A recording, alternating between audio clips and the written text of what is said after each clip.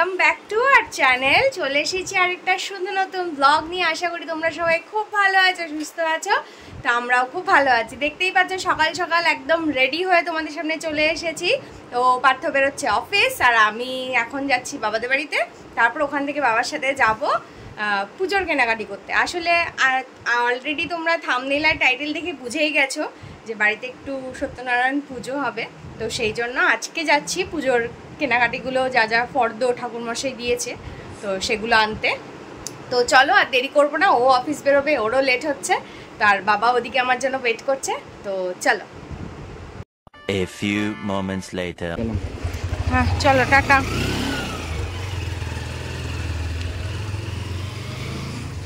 চলে এসেছি বাবাদের বাড়িতে। এই যে বাবাদের বাড়িতে এসেই সকালবেলা ব্রেকফাস্ট, রুটি আর কাঁঠাল। হ্যাঁ আমি আর বাবা এই বেরোচ্ছি পুজোর কেনাকাটিগুলো করতে। যা রোদ, যা গরম গো, বাপরে বাপ, উফ তাকানো যাচ্ছে না, এত গরম আর রোদের এত তেজ।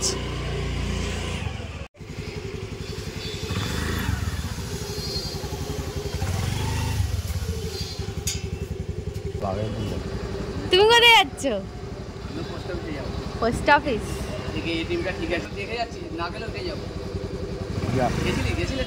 কোথায়? 3 দিন ফিরেছি। টাটা। এই রাতে আসবি?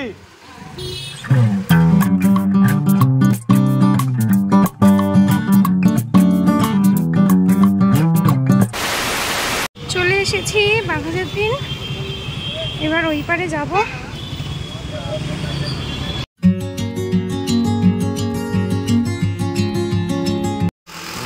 মুদি দোকানের কাজ কমপ্লিট হয়ে গেল। এই যে কালকে পুজোর সব মুদির জিনিস।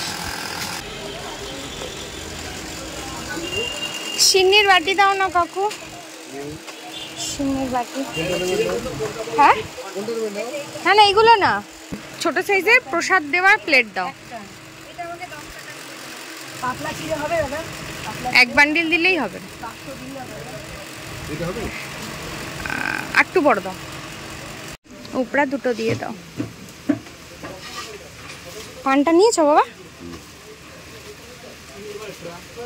2 প্যাকেট দাও। বেসান না। দশকর্মার দোকানে এলাম, মোটামুটি কমপ্লিট।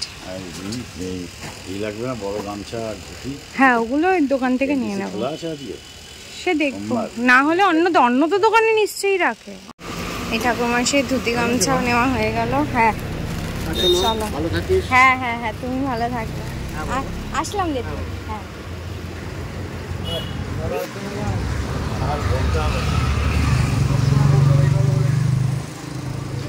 কি রোদ বাইরে, বাপরে বাপ।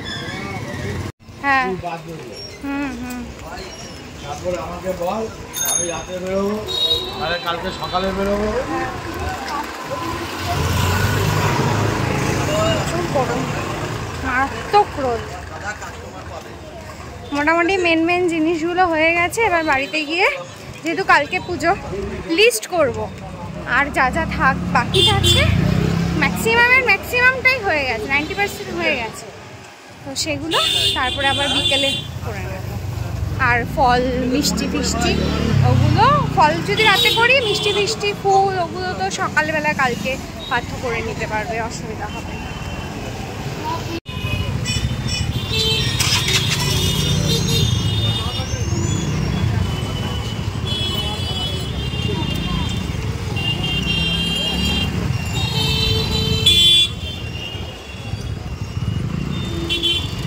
দাও ব্যাগটা আমাকে দাও, দাওগুলো তো আমি ধরি।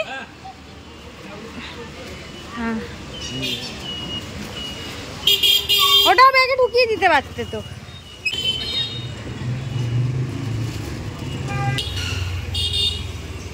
চলো, চলে এসেছি বাড়ি। বাবা এখন চলে যাচ্ছে। আচ্ছা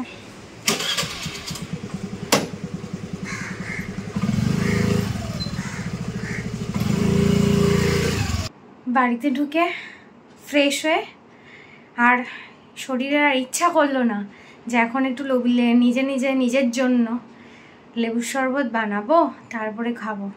ছুটলাম আবার পাশে একটা দোকানে, নিয়ে এলাম এই নিম্বু পানিটা।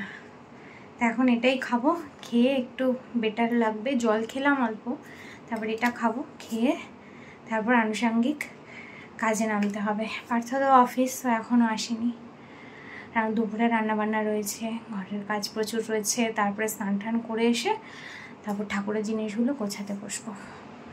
চলো ঝটপট করে নি সব, অনেকটা গরমও আর বেলাও হয়ে গেছে।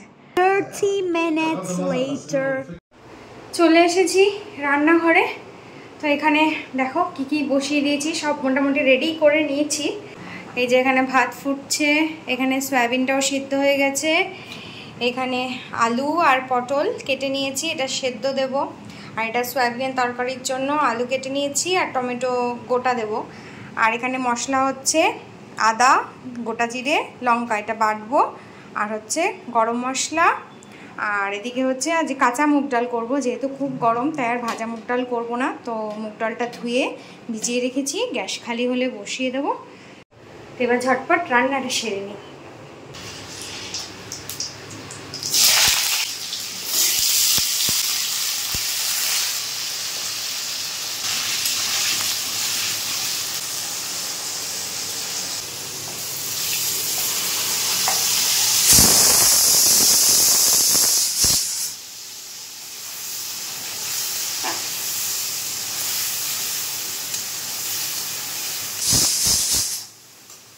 এদিকে মশলাটা সুন্দর কষে এসছে, এবারে সেদ্ধ করা সয়াবিনগুলো চিপে দিয়ে দেবো। এদিকে ডালও বসিয়ে দিয়েছি, এই যে আলু আর পটলটা সিদ্ধ মাখবো, তো সেটাও সিদ্ধ হয়ে গেছে।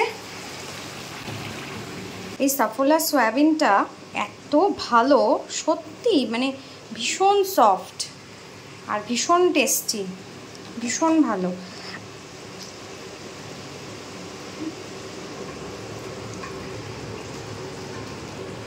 One hour later. আজকে তার মধ্যে দিদা আসেনি কাজে।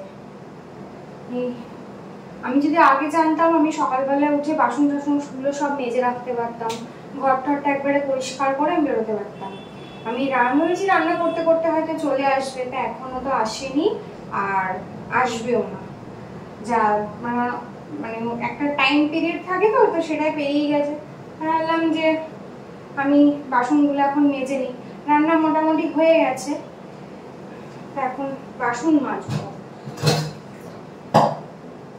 দিদাকে আমি বলি যে একটু তাড়াতাড়ি আসবে, বা দিদা না এক এক দিন এক এক সময় আসে, কোনোদিন তাড়াতাড়ি আসে, কোনোদিন দেরিতে আসে। তো আমি ঠিক বুঝতে পারি না টাইম। এবার আমি যেদিন বাড়িতে থাকি সেদিন যেরকম কোনো অসুবিধা হয় না, যে না বাড়িতে আছি, আসুক, আসতে দিলে। এবার বয়স্ক মানুষ, খারাপও লাগে। এবার আমি কাজে কোথাও দরকারে বেরোলেই তো তখন সমস্যা। এবার দিদার, আমি যখন গেছিলাম পুজোর বাজার করতে, দিদার বাড়ি হয়ে গেছিলাম, দিদা যেখানে থাকে আর কি। তো সেখানে গিয়ে দেখলাম ঘরে তালা দেওয়া, দিদারা কেউ ঘরে নেই। তো সেই জন্য আর বলাও হয়নি যে আমি একটু বেরোচ্ছি, তুমি কখন যাবে, তাহলে মানে সেরকম বুঝে তুমি এসো।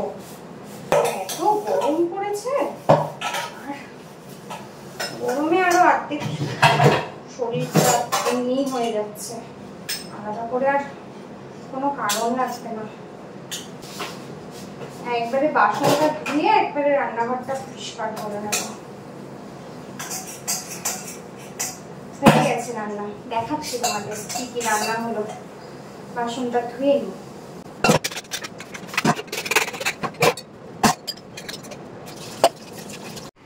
এবার এক ঝলক তোমাদের দেখিয়ে দিই কি কি রান্না হলো আজকে। এই যে এটা হচ্ছে সাদা ভাত, এটা হচ্ছে ব্রাউন রাইস, এটা পার্থর আর আমার জন্য। আর এখানে শসা কেটে নিয়েছি আর একটু নুন গোলমরিচ দিয়ে মাখিয়ে নিয়েছি, আর 2 পিস কাগজি লেবু কেটে নিয়েছি। এখানে হচ্ছে পটল আর আলু সিদ্ধ, একটু নুন কাঁচা লঙ্কা আর অল্প একটু সরষের তেল দিয়ে মেখে নিয়েছি। এখানে হচ্ছে কাঁচা মুগের ডাল, ডালের রংটা দেখছি কি সুন্দর এসেছে, সুন্দর হয়েছে। আর এখানে হচ্ছে সয়াবিনের তরকারি। এই হয়েছে আজকে রান্না। যেহেতু আজকে সোমবার, তো সোমবার আমাদের কমপ্লিটলি ভেজ, তো সেই জন্য আজকে এই রান্না হয়েছে। আর ওদিকে আমার বাসন মাজাও হয়ে গেছে, রান্নাঘর পরিষ্কার হয়ে গেছে, গ্যাস পরিষ্কার হয়ে গেছে, সব হয়ে গেছে। এবার আমি স্নানে যাব। খুব প্রচণ্ড গরম লাগছে, দেখতেই পাচ্ছ কি অবস্থা। আর যা গরম, পাঠা এখনো আসেনি, আসুক ততক্ষণ আমি স্নানটা করে আসি। তো স্নানে সবে ঢুকবো, হঠাৎ মনে পড়লো আরে আমার তো ঘর পরিষ্কার হয়নি, দিয়া তো আজকে আসেনি।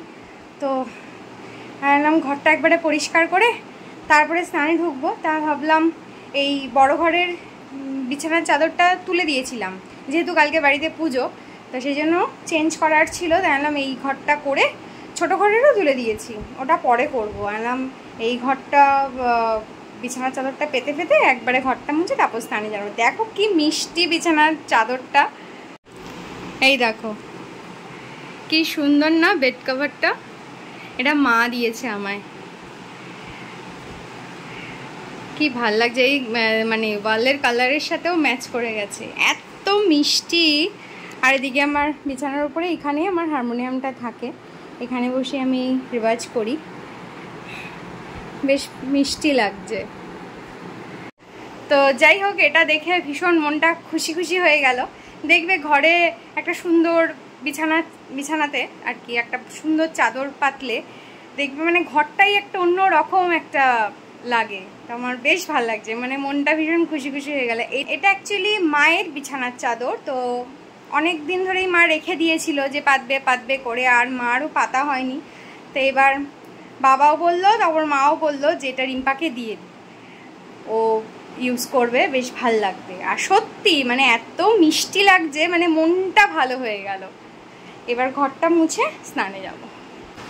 আসলে প্রতিদিন দিদা খুব একটা কামাই করে না, এই দরজার নিচে এইগুলো লাগিয়েছি, এগুলো দিয়ে ধুলাবালিও ঢোকে না। আর ছোট ছোট এত, যেহেতু একতলার ঘর, মাঝে মাঝে ছোট ছোট না কয়েকটা ইঁদুর আসে, তো সেই জন্য যেহেতু এটা এখন ঠাকুর ঘরও, তো সেই জন্য আর কি এটা লাগিয়েছি যাতে উৎপাত করতে না পারে। মাঝে ঠাকুর ঘরে ঢুকে ছোট ছোট ইঁদুরগুলো সে কি উৎপাত করেছে।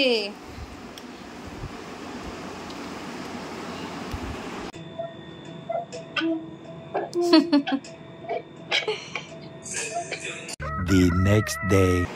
গুড মর্নিং সকলকে। তো আজকে তো নেক্সট ডে, কালকে আর দুপুরে স্নান করে এসে আর ব্লগটা কন্টিনিউ করা হয়নি, বিভিন্ন ব্যস্ততার মধ্যে দিয়েছিলাম, তো সেই জন্য আর হয়নি। তো অলরেডি আজকে এই যে দেখতেই পাচ্ছ 8টা বাজে, তো এখন মানে উঠেছি আমি প্রায় 7টা ওরকম দিকে। তো ঠাকুরের ফার্স্টে হচ্ছে বাসি জামা কাপড়টা চেঞ্জ করে ভালো জামা কাপড় পরে ঠাকুরের কাজই করছিলাম। তো এখন ঠাকুরের বাসন কোসনগুলো সব আলাদা করে রেখেছি, ওগুলোই এখন ধোবো। ওদিকে পার্থ উঠে গেছে, ও যাবে বাজারে। তো চলো আর বেশি বকবক করবো না, এই ব্লগটা এখানেই শেষ করছি। এই ব্লগটা থেকে তোমাদের যদি কিছু ভালো লেগে থাকে তাহলে please like comment share and subscribe করে আমাদের পাশে থেকো। আর সাবস্ক্রাইব বাটনের পাশে থাকা বেল আইকনটা অবশ্যই ক্লিক করে দিও। আর নেক্সট পুজোর ব্লগটা কিন্তু অবশ্যই দেখো, আর কেমন হয়েছে অবশ্যই জানিও। তো যাই হোক, আর বেশি কথা বাড়াবো না, সঙ্গে থেকো। চলো টাটা।